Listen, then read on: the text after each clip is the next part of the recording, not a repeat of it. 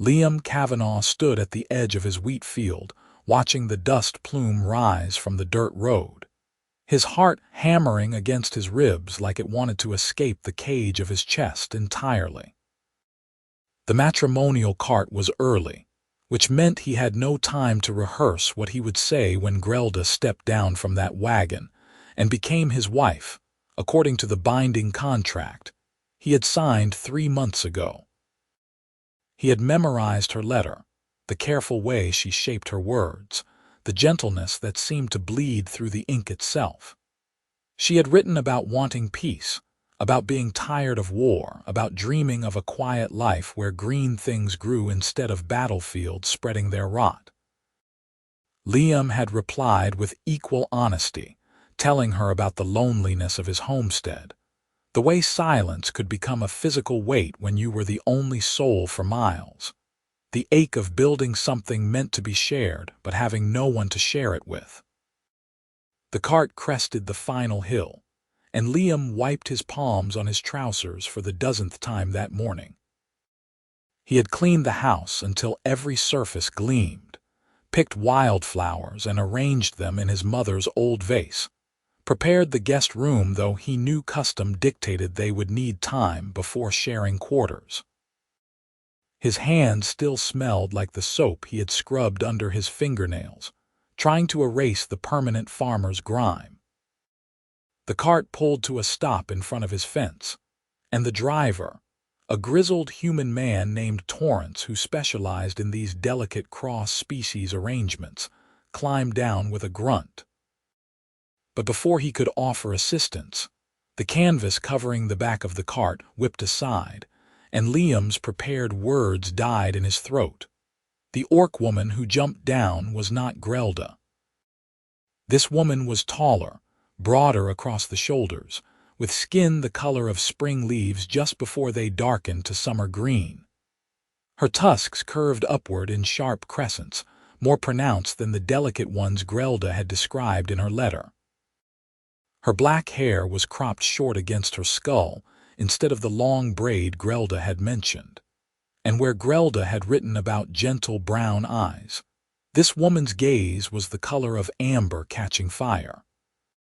She landed in the dirt with the grace of a predator, then straightened to her full impressive height and looked directly at Liam. "Plans changed," she said, her voice carrying the rough music of her language beneath the human words. "I am Nazara. I will be your bride."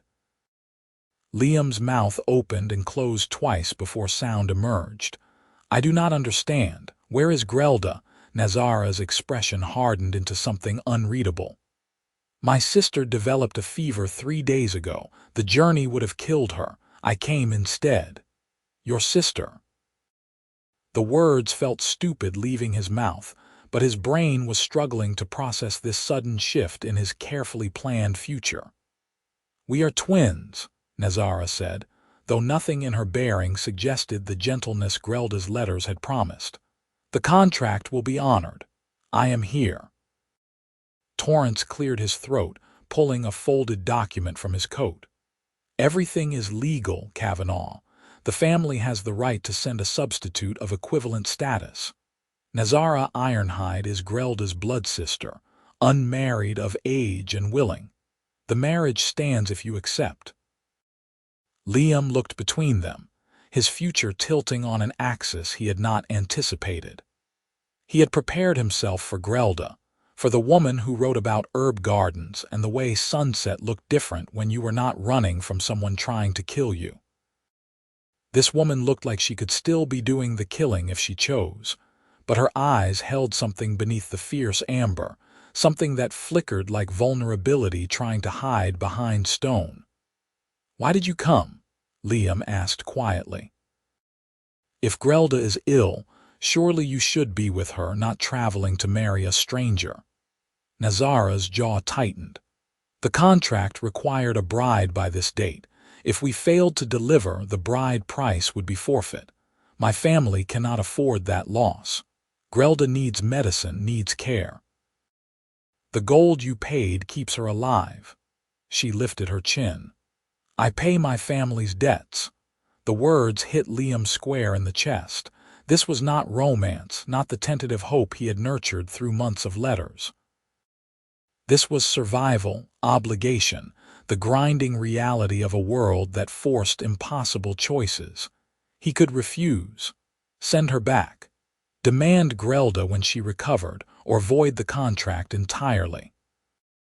But looking at Nazara, at the way she held herself like a blade even while offering herself as payment, at the fierce pride warring with something that might have been fear in her eyes, Liam found he could not do it.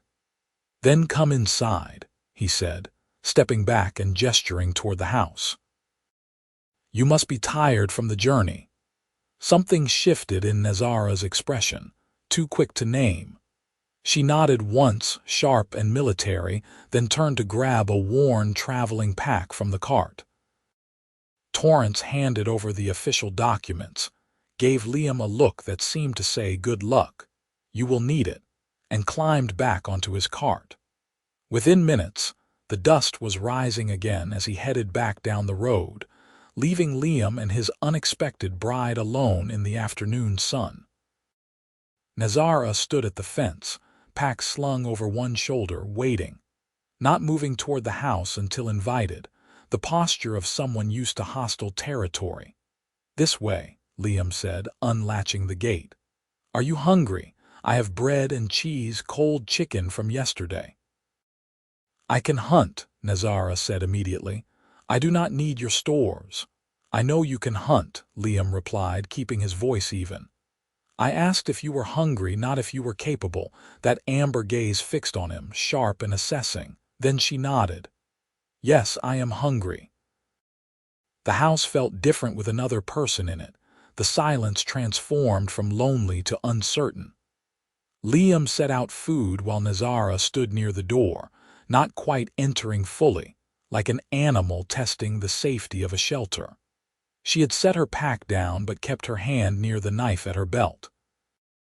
"You can sit," Liam offered, pulling out a chair at the table his father had built 40 years ago. "You are safe here."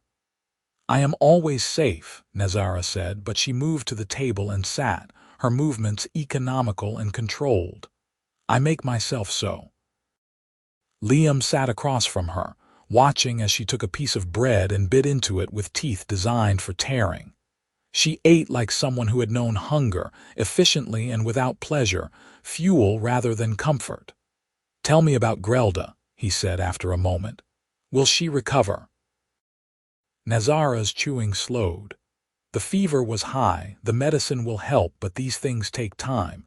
She is strong beneath the gentleness. She will survive." "You love her." It was not a question, and Nazara did not treat it like one.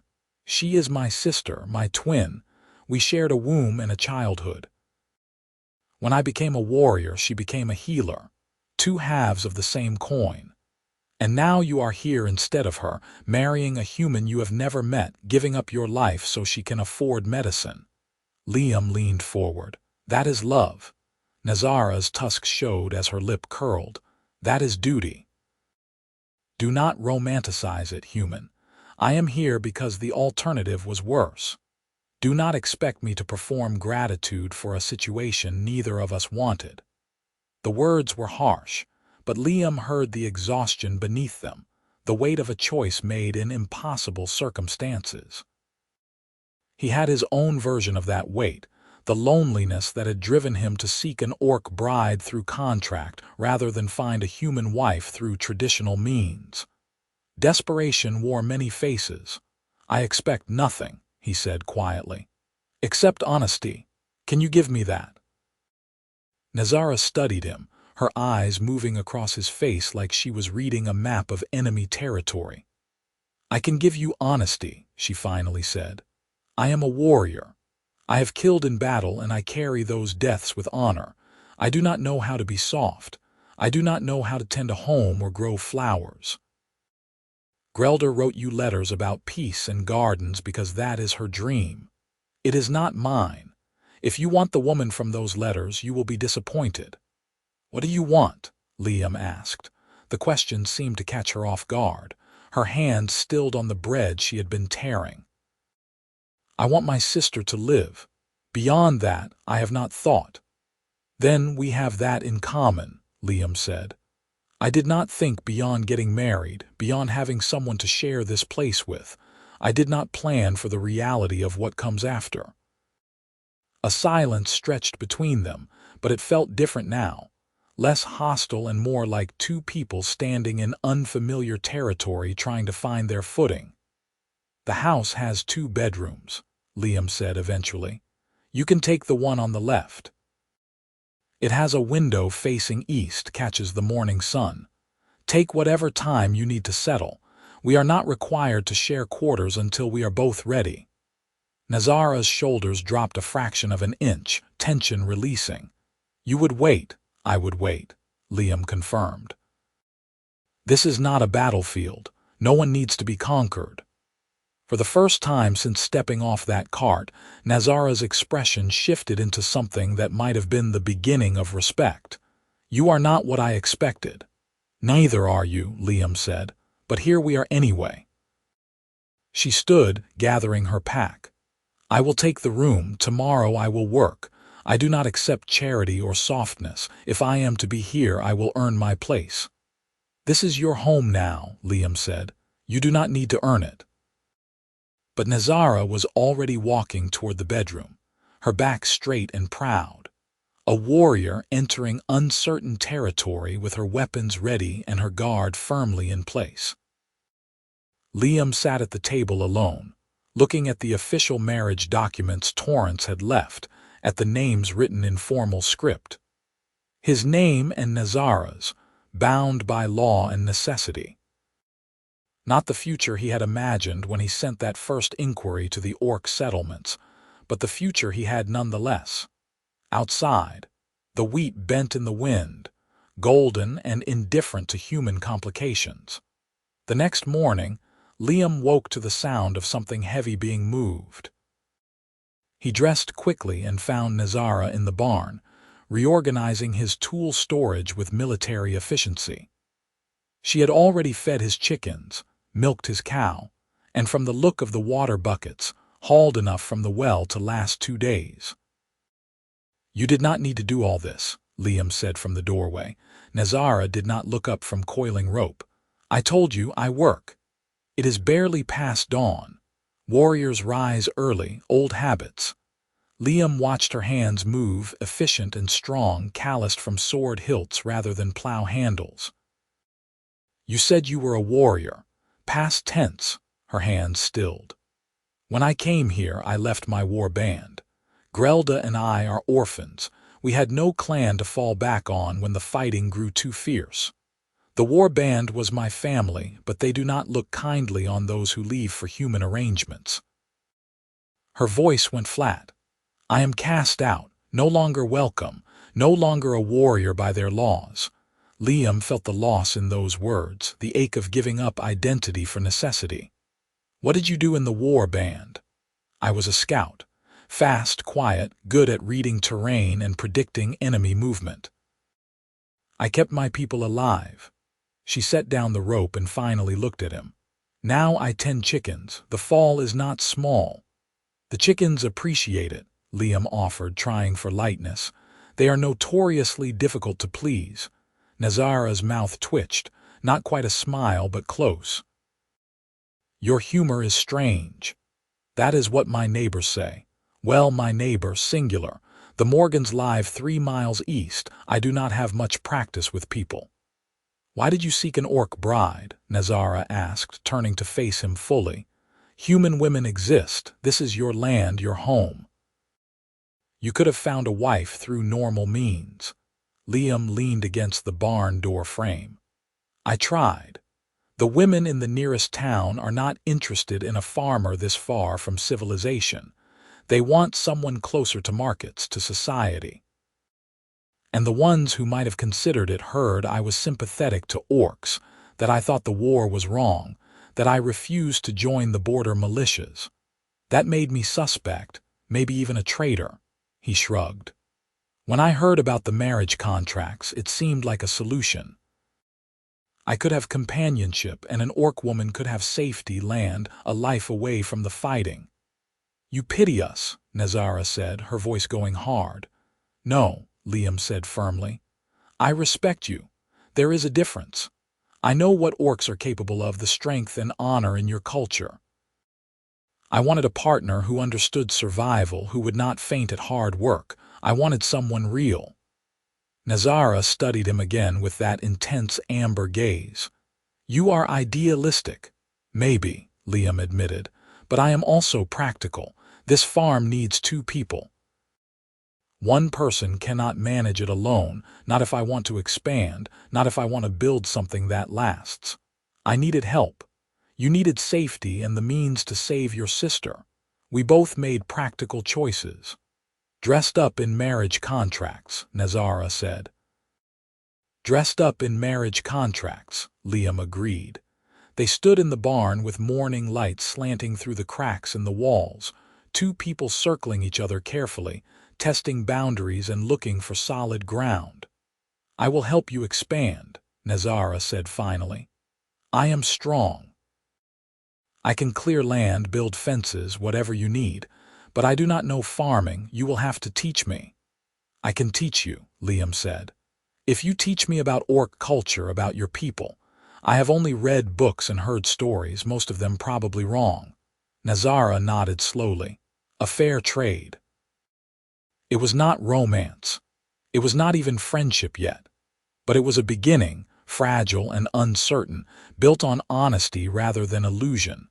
The days that followed fell into a rhythm that felt almost comfortable in its practicality. Nazara worked with the intensity of someone trying to outrun ghosts, clearing the north field with an efficiency that stunned Liam. She could fell small trees with an axe in half the time it took him, her warrior's strength translating well to physical labor. He taught her about soil, about the seasons of planting and harvest, about reading weather in the clouds and knowing when to irrigate. She taught him words in her language, the harsh, beautiful sounds that shaped meaning differently than human tongues. She showed him how to read tracks, animal and human both, skills from her scouting days. She taught him how to throw a knife with accuracy, laughing in surprise when he proved naturally decent at it. "You have good instincts," she said one afternoon after he hit the target 4 times in a row. "You should have been a soldier." "I have killed animals for food," Liam said, "but I do not think I could kill a person. Even to save myself, I am not sure I have that in me." Nazara retrieved the knives from the target board. "That is not weakness. That is knowing yourself. Many warriors lie about what they are capable of until battle proves them wrong. You at least understand your limits." "Does that disappoint you?" Liam asked. "That I am not a fighter?" She turned, knives in hand, her expression thoughtful. "No, I have spent my whole life around fighters." "It is not unpleasant to be around someone who builds instead of destroys." Their conversations grew longer as the days passed, extending beyond instruction into something that resembled companionship. Nazara began to relax by small degrees, her hand leaving the knife at her belt, her shoulders losing some of their militant tension. She sat at the dinner table without positioning herself near the exit. She laughed, sharp and surprised, when Liam told stories about his disastrous attempts at raising sheep 3 years ago. "You let them escape 6 times?" she asked, disbelief and amusement mixing in her voice. 7, Liam corrected. "The final time they ended up in the Morgan's wheat field and I had to help with his entire harvest to make up for it. I sold the whole flock and stuck with chickens and 1 cow. Much more manageable." Nazara shook her head. "Sheep are not complicated animals. Neither am I, apparently." She grinned, showing tusks, and Liam felt something shift in his chest at the sight. She was beautiful when she let her guard down, when the warrior mask slipped and showed the woman beneath. He had started noticing small things about her. The way she tilted her head when she was thinking, the precise way she moved, the rare softness in her eyes when she talked about her sister. He was falling, he realized. Not for the idea of a wife, not for the practical arrangement, but for Nazara herself, for the person she was revealing in careful increments. But he kept that realization to himself. She had given up her entire life for duty. The last thing she needed was his inconvenient feelings complicating the fragile peace they had built. 3 weeks into their arrangement, a letter arrived from the Orc settlements. Liam brought it in from where the postal rider had left it, the thick paper folded and sealed with wax. Nazara's name was written on the outside in script that looked like her own handwriting, sharper and more angular than the curves of human letters. Her face went carefully blank when he handed it to her. "Grelda," she said quietly, turning the letter over in her hands. "May I?" "It is yours," Liam said. "You do not need permission." She broke the seal with her thumbnail and unfolded the pages, her eyes moving rapidly across the contents. Liam busied himself with cleaning dishes, giving her privacy, but he could see her expression in the reflection of the window glass. "Relief pain, something complicated and raw. She lives," Nazara said after a long moment. "The fever broke. She is weak but recovering." "That is good news," Liam said, turning. "That is what you needed to hear." "Yes." Nazara folded the letter precisely, her hands unsteady. "She thanks me for the sacrifice. She says I am noble." Her voice went bitter. "She does not understand. I did not do this to be noble. I did this because losing her would have destroyed me. I am selfish, not selfless." Liam dried his hands and moved closer, carefully, like approaching something wild. Love and selfishness are not opposites. You can do something for someone else because you need them to survive. That does not make it less meaningful. "You make everything sound simple," Nazara said, but there was no bite in it. "Nothing about this is simple," Liam replied, "but it does not have to be complicated either. You saved your sister. That matters. The motivation is secondary." Nazara looked at him, really looked, her amber eyes searching his face. "Why are you kind to me? I am not the bride you wanted. I am difficult and hard, and I know nothing about being a wife. You could have refused me and waited for Grelda." "I do not want Grelda," Liam said, the truth coming easier than he expected. "I wanted the idea of her, the promise in letters, but you are real. You are here. You work beside me and laugh at my terrible stories, and you are trying despite not wanting this. That is worth more than any letter."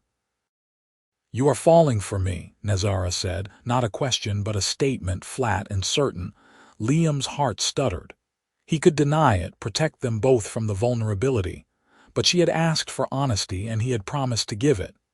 "Yes," he said simply. Nazara stood abruptly, the chair scraping against the floor. She walked to the window, her back to him, her shoulders rigid. "That is foolish." "Probably," Liam agreed, "but feelings are rarely practical. I am not Grelda. I will not be soft for you. I will not become someone I am not." "I am not asking you to." She spun, her expression almost angry. "Then what are you asking?" "Nothing," Liam said. "I am just telling you the truth. What you do with it is your choice. If you want to keep things as they are, practical and distant, I will respect that. If you want something different, I am open to that too, but I will not lie to you about what I feel." Nazara's hands clenched into fists. "I do not know how to do this. I do not know how to be vulnerable or open or any of the things relationships require. I only know how to fight." "Then fight for this," Liam said quietly. "If you want it, fight for it the way you fought for your sister. And if you do not want it, tell me that truth instead. But do not run because you are afraid." The words hung in the air between them, sharp and undeniable. Nazara's expression cycled through emotions too fast to track, anger and fear and something that might have been longing. "I need time," she finally said. "I need to think." "Take all the time you need," Liam said. "I am not going anywhere." She nodded once, grabbed her cloak and walked out into the late afternoon. Liam watched her go, his heart racing, uncertain if he had just ruined everything or made it better. The truth was out now, unavoidable and real. Whatever came next would at least be honest. Nazara did not return until after dark. Liam had kept dinner warm, sitting at the table with a book he was not actually reading, listening for the sound of the door. When it finally opened, she entered quietly, her expression guarded but no longer angry. "I walked to the boundary markers and back," she said, 5 miles each way. "That is a long walk. I needed to clear my head." She stood by the door, not quite entering fully. "I have been thinking about what you said." Liam set down his book and waited, letting her take her time. "I am not good at this," Nazara continued. "At feelings, at letting people close.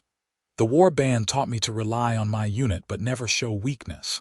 Love was a liability in that world. It made you vulnerable, gave enemies leverage. I learned to bury everything soft and only show the blade." "This is not a war band," Liam said gently. "I know." She moved further into the room, her movements uncertain in a way he had never seen from her. "But those habits are carved deep. When you said you were falling for me, my first instinct was to run, to protect myself from the risk. But during that walk I realized something." "What?" She met his eyes. "I would miss this. If I ran, if I kept you at distance, I would miss the conversations and the laughter and the way you look at me like I am not a monster. I would miss you." Her hands clenched and released. "I think I have been falling too, but I did not recognize it because it feels nothing like what I expected." Liam's chest felt tight.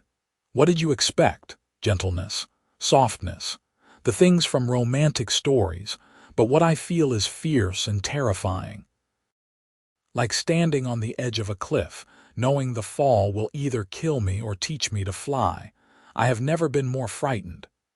Liam stood slowly, crossing the distance between them with careful steps. "I am frightened too," he admitted. "This was supposed to be a practical arrangement, and instead it became real. I do not know how to navigate that any more than you do." "Then we figure it out together," Nazara said, her voice rough with emotion. "We are both stumbling in the dark. We might as well stumble together." "Is that a yes?" Liam asked, hope unfurling in his chest. "It is a maybe that wants to become a yes," Nazara said. "It is me trying. Can that be enough for now?" "That is more than enough," Liam said, and without thinking he reached for her hand. Nazara looked down at their joined hands, his pale against her green, human and orc, 2 things that were never supposed to fit. Then she squeezed his fingers, her grip strong and sure, and smiled. It was not a grand romantic gesture. There were no declarations or passionate kisses.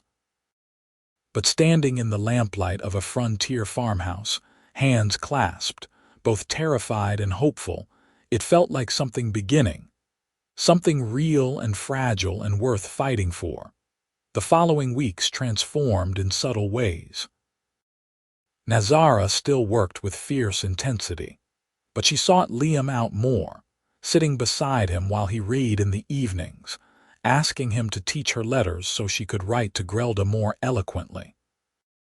They worked side by side in comfortable silence, and the silences no longer felt uncertain but peaceful. Liam began to learn the language of her expressions, the tiny shifts that meant she was amused or thinking or content. She began to relax into casual touch, her hand on his shoulder as she passed, her arm brushing his during dinner. Small points of contact that said, "I am here, you are here, we are building something." One evening, while they sat outside watching the sunset paint the wheat field gold and crimson, Nazara spoke without preamble.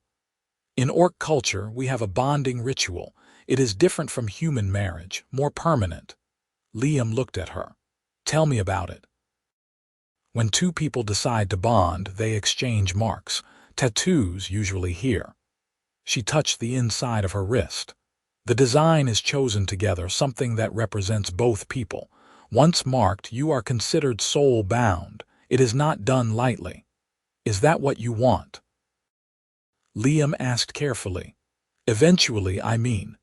Nazara was quiet for a moment, watching the sun sink toward the horizon. I want it, she said finally, but I need more time. I need to be sure I am choosing this because I want you, not because duty trapped me here and proximity made it convenient. That is fair, Liam said, though part of him ached with impatience. But rushing her would poison whatever they were building. Trust took time, and Nazara had given up so much already. Thank you for understanding, she said softly, and leaned her head against his shoulder. They sat like that until the stars emerged, two people learning the shape of each other, building a foundation careful and slow. The peace lasted another 2 weeks before trouble arrived on horseback.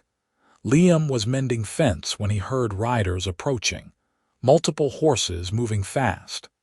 He straightened, shading his eyes against the noon sun, and felt his stomach drop when he recognized the leader. Marcus Halley, the nearest thing to law enforcement in this scattered region, a man who had made his feelings about orcs abundantly clear in the past. 4 men total, all armed, all wearing the armbands that marked them as territorial militia. Liam set down his tools and walked toward them, angling to keep himself between the riders and the house where Nazara was working. Kavanaugh, Halley said, reining in his horse. We need to have a conversation. About what? Liam asked, keeping his voice neutral. About the orc you are harboring. We have had reports of strange activity in the area, livestock going missing, tracks that do not belong. The settlers are nervous. Nazara has not left the property except to walk the boundaries, Liam said. Whatever is happening, it is not her. You sure about that? One of the other men spoke up, younger and meaner than Halley. Orcs are raiders by nature. You bring one onto human land, you are inviting trouble. She is my wife, Liam said firmly. Legally bound by contract, she has every right to be here. A piece of paper does not change what she is, Halley said. And it does not protect her if we find evidence she has been stealing or threatening settlers. Then find evidence, Liam challenged. Real evidence, not fear and prejudice, because I promise you, Nazara has done nothing wrong. The back door of the house opened, and Nazara stepped out. She had heard the confrontation, her instincts too sharp to miss the tension. She walked toward them with her head high, every inch the warrior despite being unarmed and outnumbered. I am Nazara Ironhide, she said, her voice carrying clear and strong. If you have accusations, speak them to my face. The horses shifted nervously at her approach, sensing the predator beneath the civilized exterior. Halley's hand moved to his rifle. Do not, Liam said sharply. Do not even think about it. We are just here to investigate, Halley said, though his eyes never left Nazara. But know this, orc. We are watching. One hint of trouble, one missing animal that traces back to you, and contract or no contract, you will answer for it. We do not tolerate threats to our people. I am not your threat, Nazara said coldly. I am a farmer's wife trying to live quietly. If you have livestock problems, look to your own fences and your own neighbors before blaming outsiders. The young man spat on the ground. Outsiders.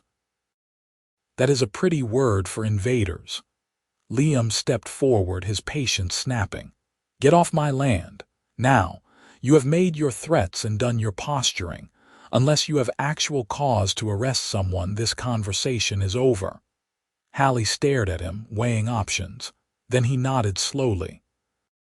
We will be watching, Kavanaugh. For your sake, I hope your trust is not misplaced. He pulled his horse around, and the others followed, riding back down the road in a cloud of dust and hostility. Nazara stood rigid until they disappeared from sight. Then her shoulders dropped and she exhaled hard. They will be a problem. Let them watch, Liam said, angry and shaken. They will find nothing because there is nothing to find. You have been here every day working beside me. Whatever is happening in the area, it has nothing to do with you." But Nazara's expression was troubled. "Fear does not require truth. If they want to blame me, they will find a way. I have seen this before in the borderlands during the war. Orcs became scapegoats for every misfortune. It did not matter that we were defending ourselves. We were the monsters in their stories." Liam took her hands. "Not in my story. In my story, you are the woman who saved her sister, who works until her hands bleed, who is learning to trust despite every reason not to. That is who you are." "To you," Nazara said, "but not to them." She pulled away and walked back to the house, her posture defensive and closed. Liam watched her go, frustration and worry churning in his gut. They had been building something good, something real, and now the outside world was crashing in with prejudice and threats. He would not let them destroy what he and Nazara had created. But he also knew that sometimes, wanting something to be safe was not enough to make it so. That night, Nazara was quiet, answering in monosyllables and avoiding eye contact. After dinner, she retreated to her room early, and Liam sat alone in the main room, listening to the sounds of her moving around, restless and troubled. He wanted to go to her to offer comfort, but he sensed she needed space to process the confrontation in her own way. So he waited, sleepless and worried, until finally her door opened and she emerged wrapped in a blanket. "Cannot sleep?" he asked. She shook her head and sat in the chair across from him. "I keep thinking about what that man said, that I am inviting trouble just by existing here. Maybe he is right." "He is not right," Liam said firmly. "But what if the problems continue? What if they decide I am guilty regardless of evidence? What if they come back with more men, more weapons?" Her hands twisted in the blanket. "I cannot fight them, Liam. If I hurt a human, even in self-defense, it will confirm everything they believe about orcs. I will make things worse for Grelda, for every orc trying to find peace." "So what are you saying?" Liam asked, fear creeping into his voice. "That you should leave." "I am saying I do not know what to do." She looked at him with anguished eyes. "I want to stay. I want this life we are building, but wanting something does not make it possible." Liam crossed to her, kneeling beside her chair. "Then we make it possible. We prove them wrong. We keep doing exactly what we have been doing, living honestly and openly. Eventually they will see the truth." "You have more faith in people than I do," Nazara said. "Maybe," Liam admitted. "But I have faith in us, in what we are creating. That has to count for something." Nazara reached out and touched his face, her calloused palm gentle against his cheek. "You are a good man, Liam Kavanaugh, better than I deserve." "You deserve everything," he said fiercely. "Do not let their hatred make you believe otherwise." She leaned forward and rested her forehead against his, her breath warm and unsteady. They stayed like that, drawing strength from each other, two people against a world that did not want them to exist together. The problems continued. 3 days later, one of the Morgan's horses went missing. A week after that, someone reported seeing a large figure near the road at night. Each incident brought the militia back, asking questions, making thinly veiled accusations. Hallie stopped short of actual arrest, but the pressure was building, the noose of suspicion tightening. Nazara withdrew into herself, the progress she had made toward openness reversing. She worked even harder, as if physical exhaustion could silence her fears. She stopped sitting with Liam in the evenings, stopped sharing meals, built walls between them made of worry and self-protection. Liam tried to reach her, but she deflected every attempt. "I am fine," she would say, her voice flat. "I am just tired." But she was not fine. She was drowning, and Liam did not know how to throw her a rope she would actually grab. The breakthrough came from an unexpected source. One evening, as Liam was finishing evening chores, he heard shouting from the direction of the Morgan farm. He ran toward the sound, his heart pounding, and found Marcus Morgan struggling with something in his barn. Nazara was already there, having been closer when the noise started. "Help me!" Marcus shouted. "Bear in the barn, it is after the livestock." Liam grabbed a pitchfork while Nazara seized a length of timber. They rushed into the barn to find a young black bear, probably no more than 2 years old, backed into a corner and terrified. It had knocked over feed barrels in its panic, and the horses were screaming in their stalls. "Do not kill it," Nazara said quickly. "It is just frightened and hungry. We can drive it out." "The hell we will," Marcus said, raising his rifle. "Wait," Liam said, trusting Nazara's instincts. "Let us try her way first." Nazara approached the bear slowly, making low, clicking sounds in her throat, sounds that were not quite words but carried meaning nonetheless. The bear watched her, its small eyes frightened. She kept up the sounds, gentle and rhythmic, and began backing toward the barn door. The bear followed, drawn by her calm confidence, sensing she was not a threat. Within minutes, the bear was outside, lumbering toward the tree line in safety. Nazara watched it go, then turned to find Marcus staring at her. "How did you do that?" he asked. "Orcs live close to the land," she said. "We learn animal behavior out of necessity. The bear was young and scared. It did not need to die." Marcus lowered his rifle slowly. "I have been your neighbor for years, Kavanaugh, and I never managed to clear out a bear without someone getting hurt." He looked at Nazara. "That was impressive." "It was practical," Nazara said, uncomfortable with the praise. "No," Marcus said, "it was skilled and kind." He hesitated, then extended his hand. "Marcus Morgan, I am sorry I did not introduce myself properly before.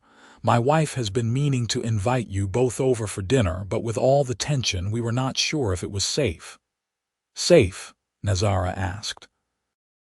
"Hallie and his boys have been stirring up fear," Marcus explained. "But watching you just now, I realize I have been a fool. You are not the threat. They are." He turned to Liam. "I owe you an apology too. I should have stood up for you both when the rumors started. Fear made me a coward." Liam shook Marcus's offered hand. "There is still time to make it right." "Then let me start now," Marcus said. "Tomorrow I am riding into town for the settlement meeting.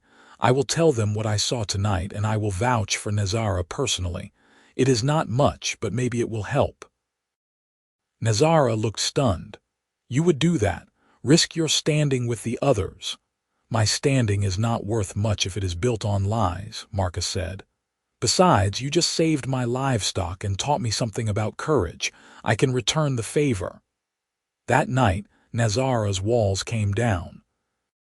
She sat with Liam at the table, tears in her eyes, her composure finally cracking under the weight of everything she had been carrying. "I did not think humans could be like that," she said. "Like Marcus. I thought it was all going to be hostility and suspicion." "Most people are not cruel," Liam said gently. "They are just afraid. But when someone shows them the truth, when they see past their prejudices, many of them are willing to change." "Not all," Nazara said. "No," Liam agreed. "Not all. Hallie and his militia will probably never accept you. But if we can win over people like Marcus, one person at a time, it becomes harder for the hateful ones to control the narrative." Nazara reached across the table and took his hand. "I have been shutting you out. I am sorry. I was so scared of making things worse that I stopped fighting for what we have. That was wrong." "You were protecting yourself," Liam said. "I understand.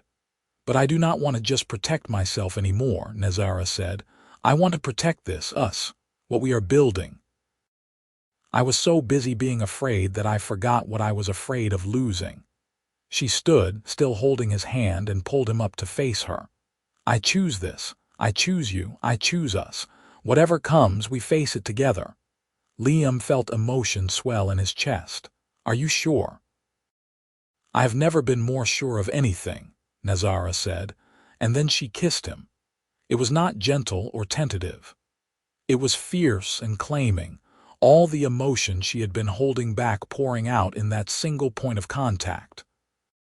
Liam kissed her back with equal intensity, his hands coming up to frame her face, feeling the strength and vulnerability in her trembling. When they finally broke apart, both breathing hard, Nazara pressed her forehead to his. "I love you," she said, the words rough and unpracticed but absolutely sincere. "I did not think I could. I did not think I knew how. But I do. I love you, Liam Kavanaugh, and I am terrified and exhilarated, and I want this more than I have ever wanted anything." "I love you too," Liam said, his voice unsteady with emotion. "From the moment you stepped off that cart and said plans changed, I have been falling, and I do not want to stop." They stood in the lamplight, holding each other. Two people who should never have fit, but somehow did, perfectly and completely. Marcus was true to his word.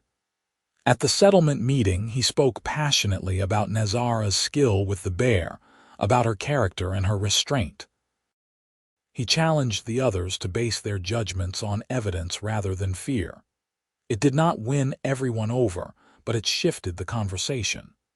Other settlers began to speak up, pointing out that none of the problems could actually be traced to Nazara, that scapegoating was unjust. Hallie still pushed for restrictions, for monitoring and control, but he found himself increasingly isolated. The tide of public opinion, while not fully supportive, had at least moved from hostile to uncertain.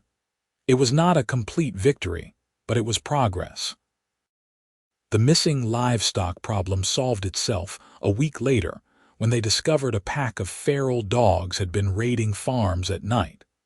Nazara helped track them down, her scouting skills proving invaluable.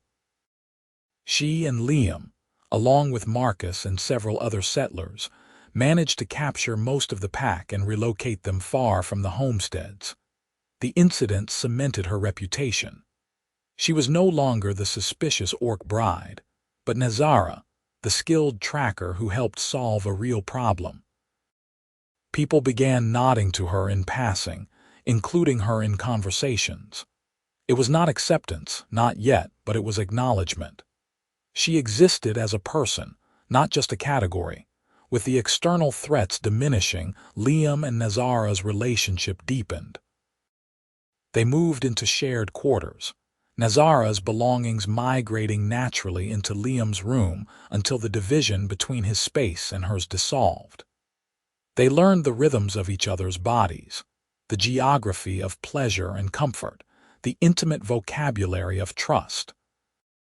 Nazara began to smile more, to laugh freely, to let her guard down in ways she never had before. She wrote long letters to Grelda, telling her sister about the life she was building, about the human who had become her heart. Grelda's responses were full of joy and relief, encouraging Nazara to embrace the happiness she had found. One evening, 6 months after Nazara had stepped off that cart, she presented Liam with a drawing. It showed two symbols intertwined, a wheat stalk and a crossed pair of knives, human and orc, farmer and warrior. "This is what I would want," she said quietly, "for the bonding marks, if you would want them too." Liam looked at the design, at the careful way she had woven their identities together, creating something new from two separate pieces. "It is perfect," he said. Whenever you are ready," Nazara said. "There is no rush, but I wanted you to know I am ready. I have chosen you, chosen this life. I want it to be permanent." "I am ready now," Liam said. "I have been ready since the day you told me you loved me, since before that, if I am honest." Nazara smiled, showing tusks, her amber eyes bright. "Then we will find someone who knows the ritual. We will do it properly, with witnesses and celebration. I want everyone to know you are mine and I am yours." They held each other as the sun set, already planning the future, already building the forever they had both stopped believing in until they found each other. The bonding ceremony happened on a crisp autumn day when the wheat had been harvested, and the world smelled like earth and endings and beginnings all at once. Marcus and his wife Eliza stood as witnesses, along with several other settlers who had come to respect Nazara. Grelda sent a letter that arrived the morning of the ceremony, blessing her sister's union and expressing regret that she could not travel to attend, but promising to visit in the spring. The ritual itself was performed by an older orc man named Thacker who lived in the borderlands and specialized in cross-species unions. He spoke the old words in the orc language, the sounds harsh and beautiful, then translated for the human witnesses. "You come from different worlds," Thacker said, looking between Liam and Nazara. "Different peoples, different stories. But today you choose to write a new story together.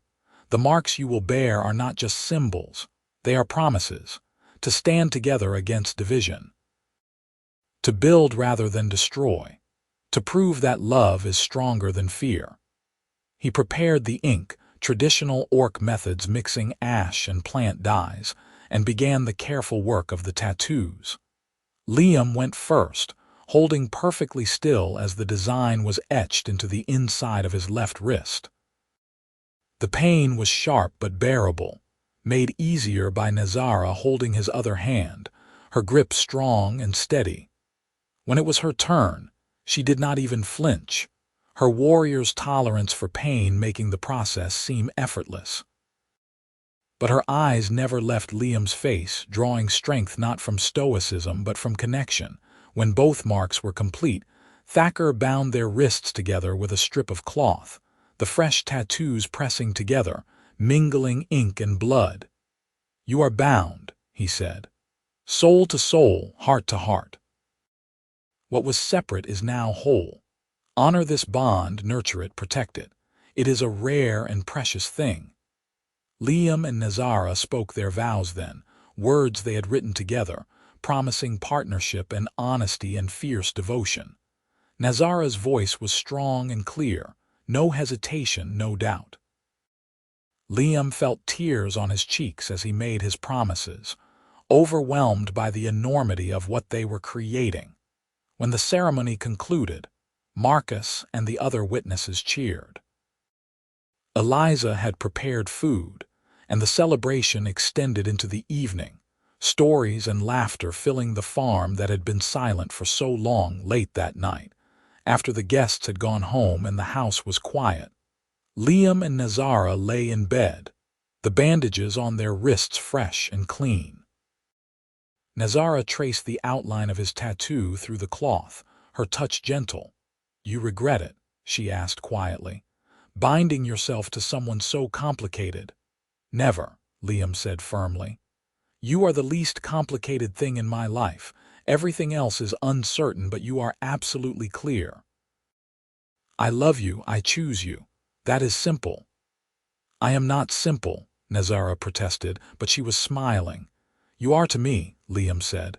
"You are home.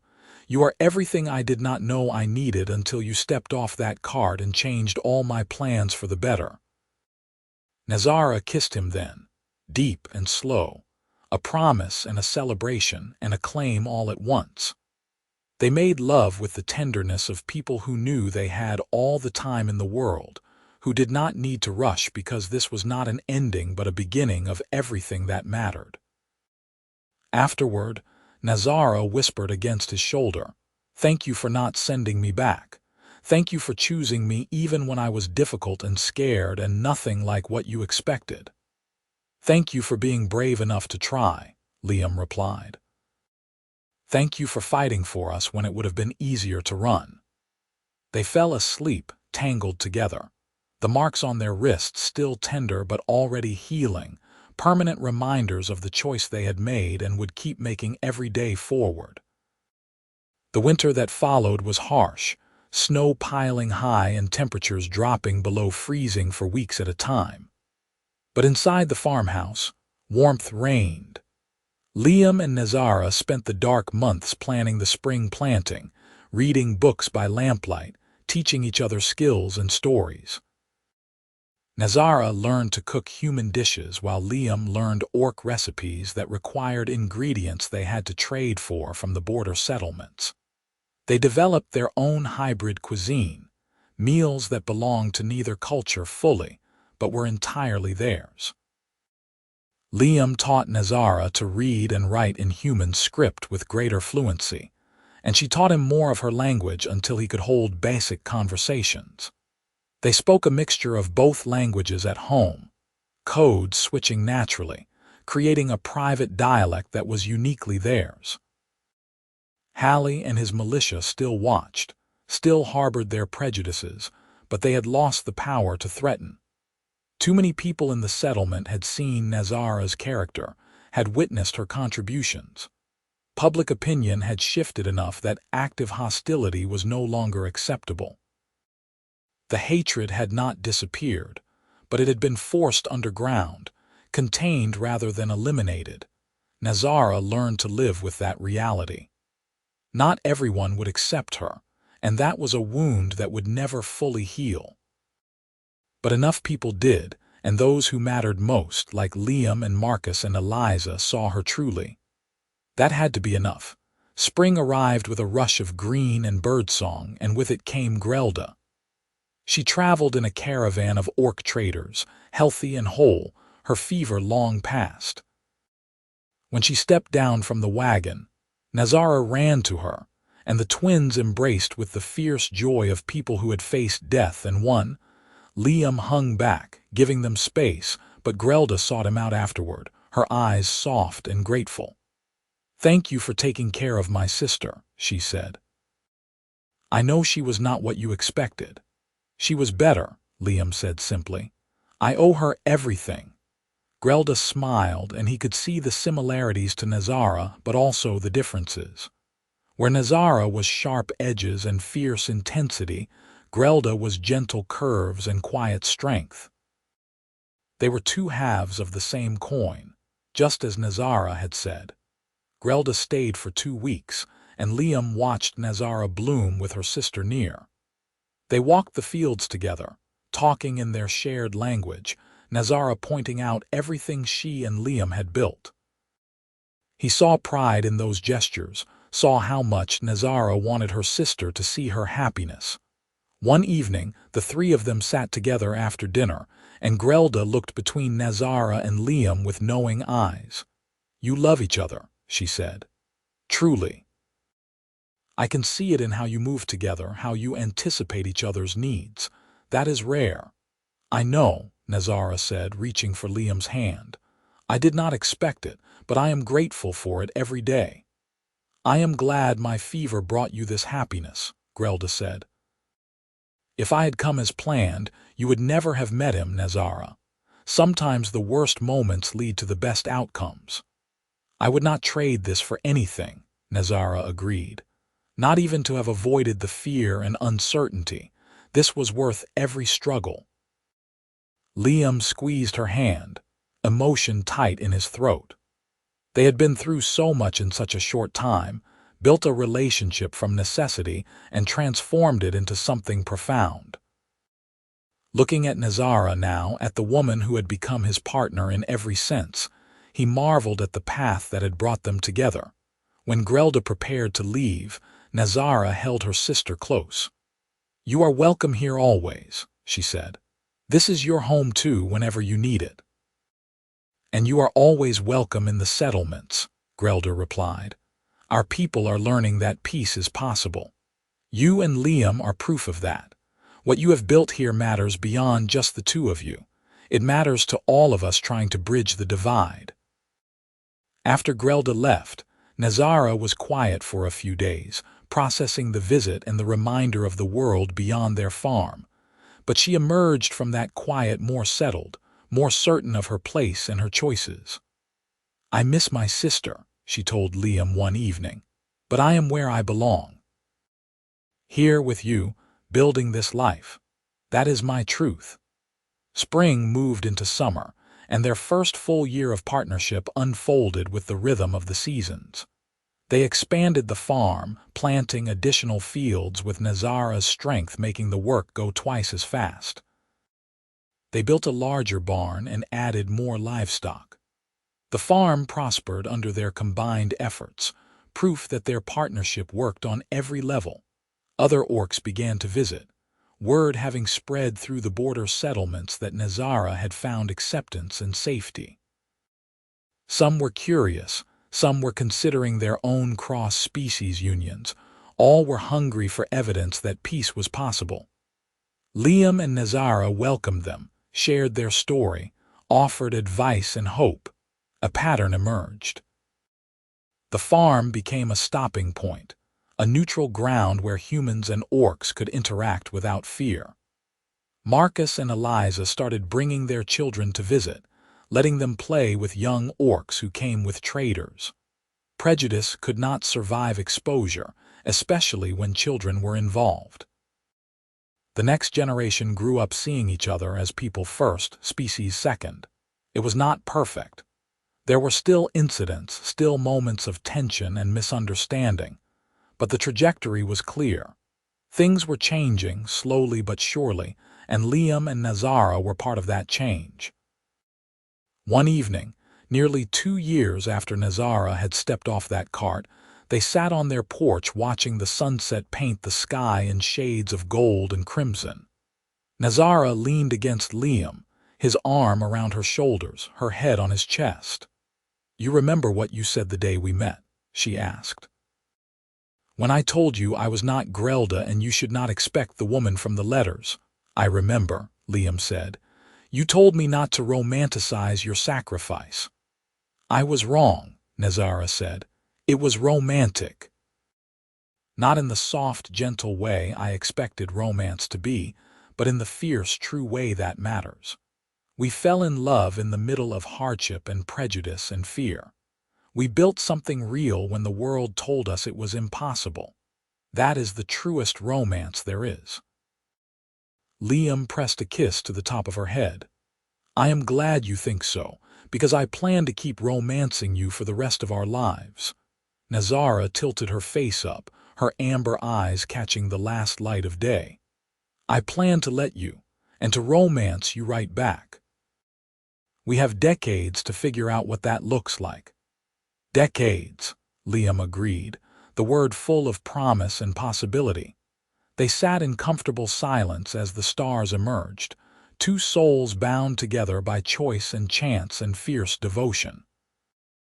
The farm spread around them, evidence of what they could build when they worked together. The future stretched ahead, uncertain in its details but absolutely certain in one thing. They would face it together. Inside the house, lamplight glowed warm and welcoming. The home they had created together from nothing but hope and hard work. The place where an unexpected bride had become an irreplaceable partner, where plans had changed and life had become infinitely better for it. Nazara stood, pulling Liam to his feet. "Come on," she said. "Let us go inside. I want to make love to my husband and fall asleep in his arms and wake up tomorrow to do this all over again." "That sounds perfect," Liam said, following her inside, his heart full to bursting. The door closed behind them and the farmhouse settled into peaceful night. Tomorrow would bring work and challenges, and the ongoing effort of building a life together. But tonight, they had each other, and that was everything. The following spring brought new developments. Nazara announced she was pregnant, the news delivered with a mixture of joy and terror that Liam understood completely. A child was another level of commitment, another way the world could hurt them if things went wrong. But as Nazara's belly swelled and Liam felt their child kick beneath his palm, fear transformed into fierce protective love. They prepared the nursery together, painting the walls and building a crib from wood Liam had been saving. Grelda visited again, bringing orc traditions and herbal knowledge to help with the pregnancy. The birth was difficult but successful, attended by both a human midwife and an orc healer, a collaboration that would have been unthinkable just a few years before. Their daughter emerged squalling and perfect, with her mother's green skin and her father's blue eyes, a living bridge between two worlds. They named her Mara, a name that worked in both languages, and cradled her between them in the lamplight, overwhelmed and grateful. "She is beautiful," Nazara whispered, tears streaming down her face. "She is perfect. She is ours," Liam said, equally awed. "And she will grow up in a world that is changing. She will not face the same prejudice you did. We will make sure of it." Nazara looked at him, her expression fierce and tender. "We will make sure of it," she agreed. As Mara grew, she became a symbol of what was possible. Half human, half orc, fully loved by everyone who met her. Marcus and Eliza's children adored her, playing with her without seeing difference, only a friend. Other cross-species couples began to emerge in the settlement, emboldened by Liam and Nazara's success. Hallie eventually left the region, unable to accept the changing reality. New leadership emerged, people who valued cooperation over conflict. The border settlements and human homesteads developed trade agreements, mutual defense pacts, intermarriage treaties. The change was slow and painful. Generations of mistrust did not vanish overnight, but it was undeniable. Years passed. Mara grew into a bright, curious child, then a strong-willed adolescent, then a young woman who moved between human and orc communities with ease, respected by both. She became a translator and mediator, using her unique position to build even more bridges. Liam and Nazara aged together, their bodies wearing the marks of hard work and good living. Gray appeared in Liam's hair, and Nazara's tusks yellowed slightly with time. They added more buildings to the farm, hired workers from both species, created something that was no longer just a homestead but a community hub. On their 20th anniversary of the day Nazara stepped off that cart, they sat on the same porch, watching the same sunset, their hands clasped and marked wrists pressed together. "You ever wonder how different your life would have been if Grelda had not gotten sick?" Liam asked. Nazara considered the question seriously. "Sometimes," she admitted. "But then I look at what we have built at our daughter at this life, and I cannot imagine anything better. The universe put me on that cart for a reason." "Plans changed," Liam said, echoing her first words to him. "Plans changed," Nazara agreed, smiling. "And thank the gods they did. Because this right here is everything I never knew I needed." Liam kissed her soft and sure, decades of love in that simple touch. When they pulled apart, Nazara leaned her forehead against his, a gesture that had become their signature, their private language of connection.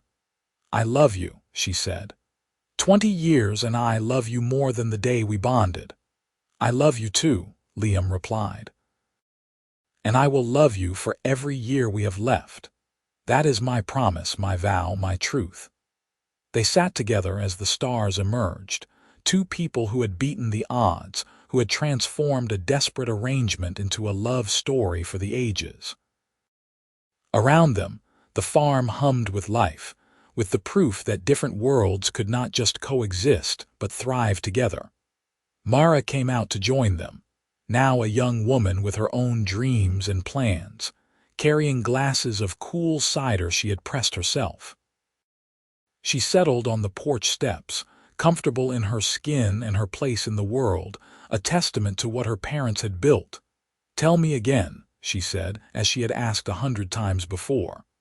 "Tell me about the day you met." Nazara laughed, the sound rich and warm. "Your father was standing in the wheat field, nervous as a rabbit," she began. "I was not that nervous," Liam protested, but he was grinning. "You were terrified," Nazara countered. "I stepped off that cart and you looked like the world had ended." "In a way it had," Liam said softly. "The world I knew ended, and a better one began." Nazara reached for his hand again, their fingers interlacing with practiced ease. "Plans changed," she said to their daughter. I was supposed to be your Aunt Grelda, but I showed up instead, bold as anything, and announced that plans had changed. And your father, bless him, said, "Come inside." That was the beginning of everything. The beginning of everything, Mara repeated, satisfied with the familiar story. They sat together in the gathering dark. 3 generations of a family that should not have existed but did, proof that love could transcend boundaries, that courage could build bridges, that sometimes the best things in life came from unexpected changes in plan. Inside the house, lamps were lit against the night. The farm settled into peaceful darkness, the land they had worked and loved and made their own. Tomorrow would bring new challenges, new joys, new opportunities to prove that different worlds could meet and make something beautiful. But tonight, they had each other, and that was everything that mattered. Liam and Nazara, bonded by choice and chance, by fierce love and daily commitment, by the simple truth that when plans changed, sometimes they changed for the better. The stars wheeled overhead in their eternal dance, and on a small farm in the frontier borderlands, a human man and an orc woman held hands and watched the night sky, their daughter at their feet, their life spread around them in abundance. They had started with nothing but a contract and desperation, and built a legacy that would outlive them both. That was their triumph. That was their truth. That was the story of how an unexpected bride became an irreplaceable wife, how a lonely farmer found his soulmate, how plans changed and the whole world became better for it.